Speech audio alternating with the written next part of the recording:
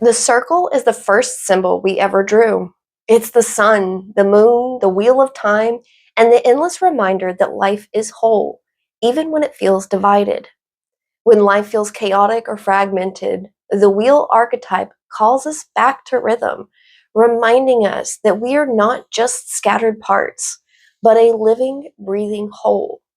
Hello, friend, and welcome to Torches Yoga and Mindfulness. I'm Lauren, and I'll be your coach.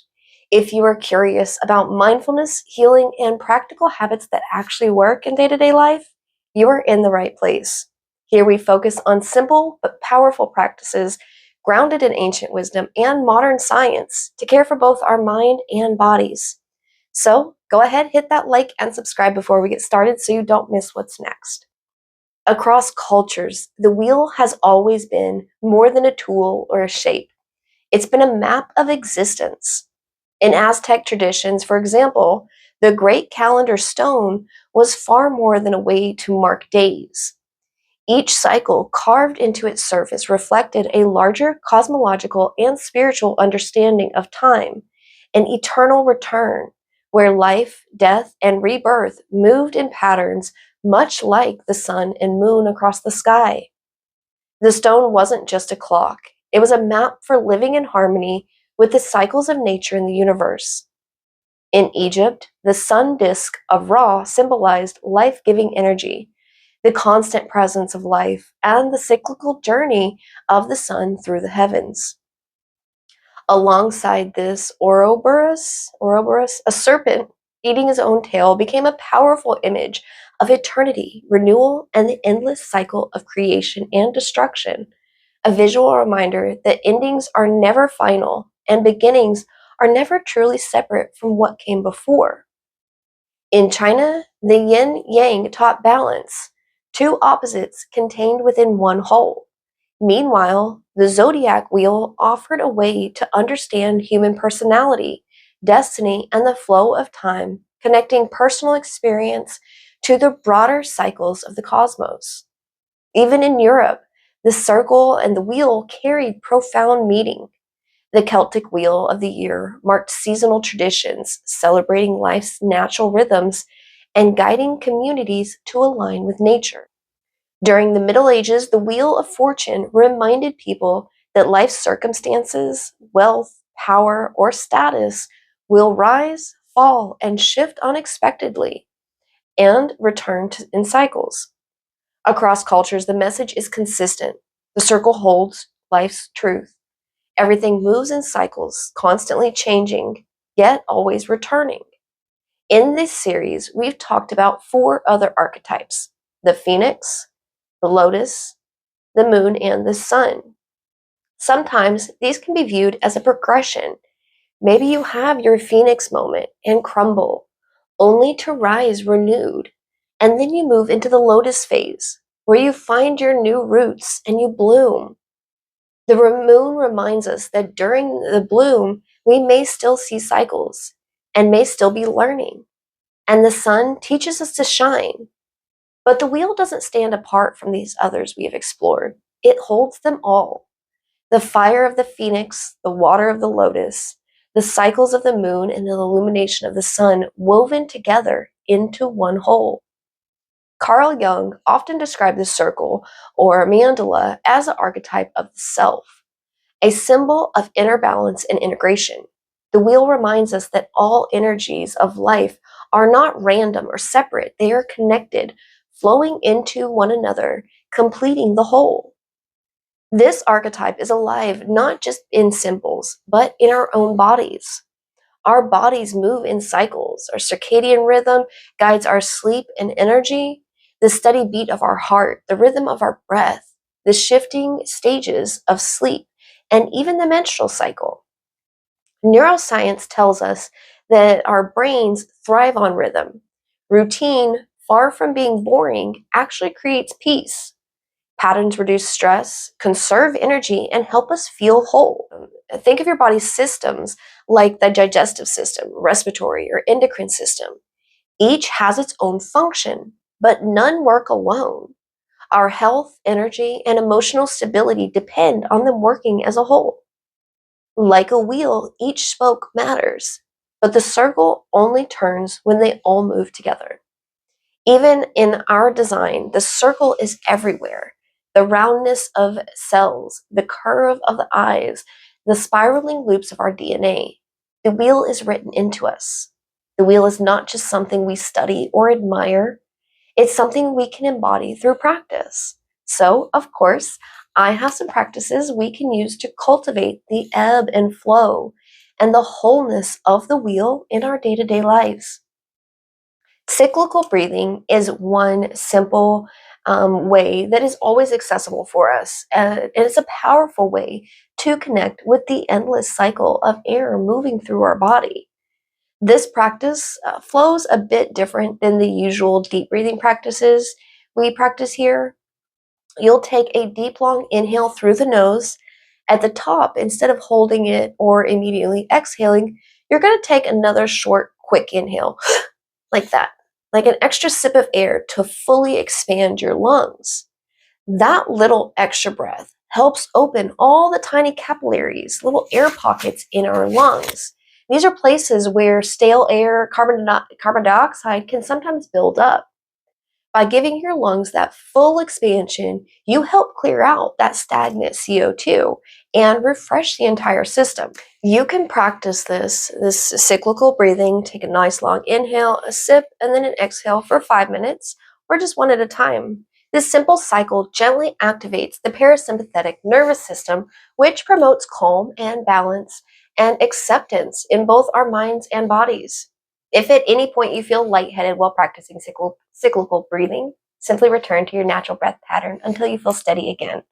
Okay, we'll try this together. For this practice, you'll sit comfortably with your spine tall but relaxed. You can close your eyes if you would like, or simply soften your gaze. Let's try one together. Sit tall, ready? Exhale as much as you can from your lungs. And then begin your inhale, a deep in through the nose, letting the abdomen expand. Now take that quick extra sip and release. You can add a hum there if it feels nice, if it feels right. That was a nice deep breath. Let's try it one more time. Take a nice deep inhale. Take that extra sip and exhale through the mouth. How are you feeling? How's that feel? Feel a little bit lighter, a little bit more spacious? That feels nice, right? Okay, so this next practice taps into a different part of our nervous system by letting our motor movement bypass judgment. If sitting meditations are a struggle for you, I definitely recommend trying the Enso circles or the Zen circle. In this practice, the circle is a symbol of enlightenment, the universe, and imperfection. For this practice, you can use ink and a brush for a traditional feel, but a pen or pencil and paper will do just fine. With one or two uninhibited strokes, draw a circle without focusing on making it perfect. The circle might close or it might not. Both are beautiful. As you draw, concentrate on letting go of your mind's control and allowing your body to create freely. Researchers have shown that expressive drawing can help calm the amygdala, our brain's stress center, while also activating areas tied to creativity and flow. When you're finished, whenever it feels right, pause and reflect on the symbol's meaning. Notice how imperfection and wholeness can exist together in the same shape. Another practice we can use to tap into our parasympathetic nervous system and connect with the wheel is a circle meditation using our own touch. A similar concept as the Enso circle, but we're just going to use our hands. It's another moving meditation that helps to calm our mind and anchor our attention. You can do this anywhere on your body using your index finger or your thumb. Just begin drawing small circles. Maybe you have your arms crossed. And you start making small circles. You can do it on your legs if you're sitting. You don't even have to draw the circles on yourself.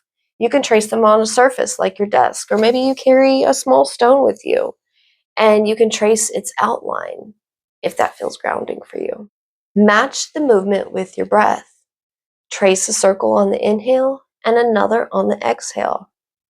After a few minutes, gently reverse the directions of your circles, noticing how that subtle shift feels in your body and breath. This simple tactile motion works because it combines rhythmic touch with breath regulation. Studies have shown that pairing gentle movement with controlled breathing helps to regulate the vagus nerve, which supports calm and focus.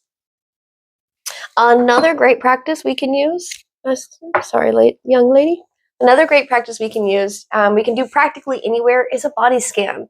If you're not familiar with a body scan, I have another full workshop style video. I'll link it down in the description below. But this form of meditation helps us inhabit and accept all parts of our body, creating a sense of completeness. Find a comfortable position, seated or lying down is ideal, but you can even practice it while standing. Eyes can be open or closed, but your whole primary focus is to bring your attention to different parts of your body, starting with your crown or your feet. Notice sensations without judgment. Move slowly upwards or down to the legs, hips, torsos, arm, neck, hands, face, all the way up to your crown or all the way back down. As you scan, imagine the areas lighting up with awareness. Recognize the interconnectedness of your body's system, how the left side balances the right, how breath supports circulation, how the feet root and the head lifts. Conclude your body scan by experiencing your body not as the separate pieces, but as one complete unified system. Research has also shown body scans can improve interoception, and that's our brain's ability to sense what's happening inside our body, which is strongly tied to emotional regulation and resilience. If you've ever thought meditation or journaling weren't for you, try this one. They call it a life circle reflection. This meditative exercise uses art to reflect on specific phases of your life. It not only engages reflection, like journaling does, and groundedness, like meditation, but it also uses visual organization, which helps our brains to see the bigger picture of our experiences.